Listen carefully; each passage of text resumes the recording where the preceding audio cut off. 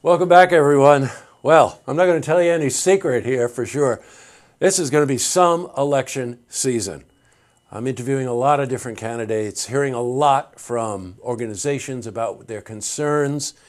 And let's face it, it's a really trying time politically. Well, recently, the name Dylan Ratigan came up. And we started to do some research on Dylan and found out that we have one seriously qualified candidate entering the 21st Congressional race. And that's who's sitting right here. Welcome, Dylan. Nice to see you. Very nice to have you here. We have a lot to talk about, and I'm going to break this into two parts, okay? I want to talk about your background in part one, and then part two, let's talk a bit about your platform. Sure. You're a media person. That is a part of my history, yes. It is. 10 years, the way you framed it to me was that being in the media business for 10 years, you learn a lot. You interview a lot of people. You see a lot of people.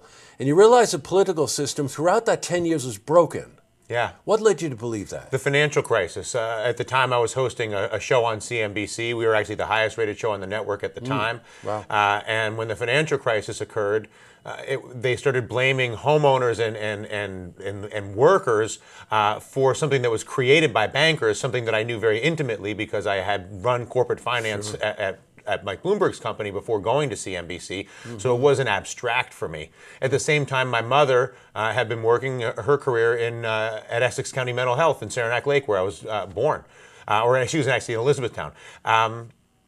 So I was seeing the consequences of the extraction of the wealth that was going on in the financial crisis, and I was seeing where the money was going. And I found it impossible to sit there any longer inside of that career when it was so obvious that the only reason that money was being taken away from upstate New York and other areas in the country like it and into the glass towers of New York and cities like New York was entirely because we had a broken political system where the voter is no longer attached to the government. And as a result, the government can do whatever their donors want them to do, and the banks are big donors. Now, you have moved around in a couple of different positions, and I want to talk about each one of them. Just really to try to find out where you could be most productive, most effective. That's a very interesting challenge. A lot of people set a career and they're just happy if they got a 401k and maybe a company car. Dylan, it didn't strike me that you took that path. Not exactly. Not exactly. So give me a little bit more after that. You mentioned Bloomberg. So yes, my career started at Bloomberg at 22 years old, left there when I was 30. Went to CNBC. I was at CNBC for 6 years. After, again, running corporate finance at Bloomberg was my last responsibility while I was there. I left CNBC after 6 years in the context of protesting the financial crisis and chose to give up a lot of security there in order to take an opportunity at MSNBC that allowed me direct access to every sitting member of our federal government, which actually makes it interesting now that I'm running for Congress because they all know exactly who I am, although I'm not sure if they want me to come join them. So that was 3 years there. Wrote a book entitled Greedy Bastards, which really focused on solutions to our broken political system. Started a group called Get Money Out, about 250,000 to 300,000 people organized. Followers, well, that was an email list that was put together to activate, not so much to be a follower of mine, so much as under my leadership to advocate them to go out into society to reform campaign finance, which is one of the fundamental flaws in our political system, and they're active to this day. Now, you probably recognize, Dylan, from those MSNBC, that was a daily program, right? 4 o'clock? Yeah. That's right. I wore a suit then. See whether people can accept. Well, you're in the North Country now. You don't see any shirt and tie here, do you? It's culturally appropriate. When you interviewed those people at MSNBC, given the structure of a network like MSNBC, like a CNN or like a Fox or whatever, you interview a lot of politicians, you interview a lot of people affiliated with the government.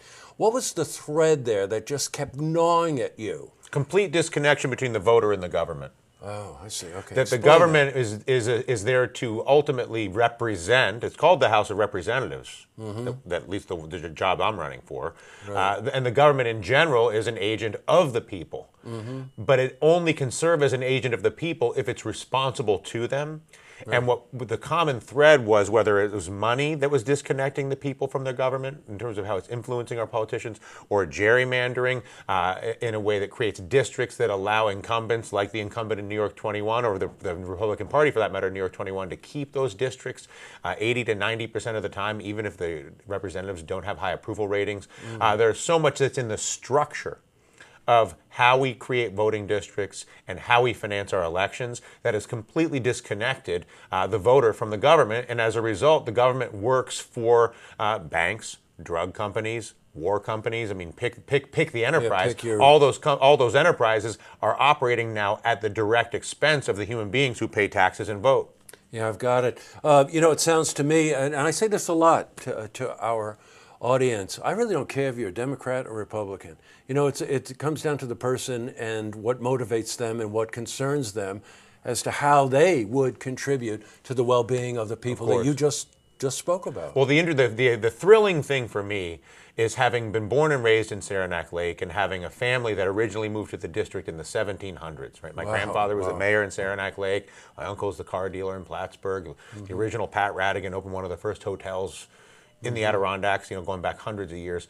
And so the opportunity to really represent upstate New York, really represent it, and marry that with the expertise and relationships that I've been able to build over the past 20 years in New York, in Washington, and across the country, and to marry those relationships and that expertise with my understanding and passion for my home is an incredible privilege, and I'm grateful for the opportunity to offer it up. You're a very unique candidate, I'll tell you that. I speak to a lot of people here every single day, and your passion really comes through for it.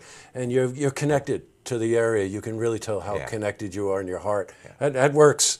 Trust me, Dylan, it works a lot. Look, we're going to stop this, part one. Part two, I'm going to talk to Dylan about the platform and what he'd like to do specifically for the constituents of the 21st District. Well, thank you very much for coming in. My pleasure. We'll take a break, and I'll see you after the break. All right. You're welcome. See this interview again, you can head to our website, looktvonline.com.